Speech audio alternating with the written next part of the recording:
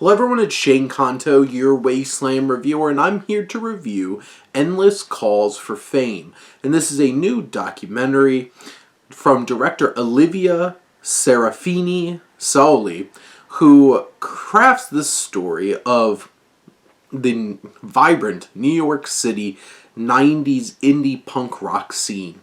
And one particular band that rose up through it, and that is the New Rising Suns. And this documentary, in many ways, which this film's only like 81 minutes, nice, lean, condensed storytelling here, very efficient storytelling. Serafini Sauli gets right to the point and takes us through their rise, their experience in this scene.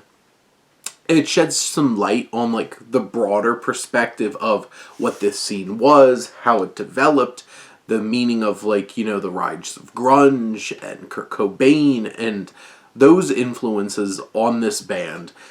But this film soon leans more into something that's really interesting, and it still incorporate broader strokes in terms of like the evolution of music and how that affects such a small band with, the movement from physical music to digital music and kind of taking away, like, how do they make money? And you have all these broad, bigger concepts that are explored in an effective and interesting way. But it's really the humanity behind this band, these three band members, and their connection with each other, and also the conflict within each other. This film is very informative and effective and well-paced and structured from the start, where it tells us the story of the New Rising Suns, and there's that. Then they break up. And this film becomes more interesting because it starts having this focus. You still have the three commentators, these three men in the band, and who really brought this all together.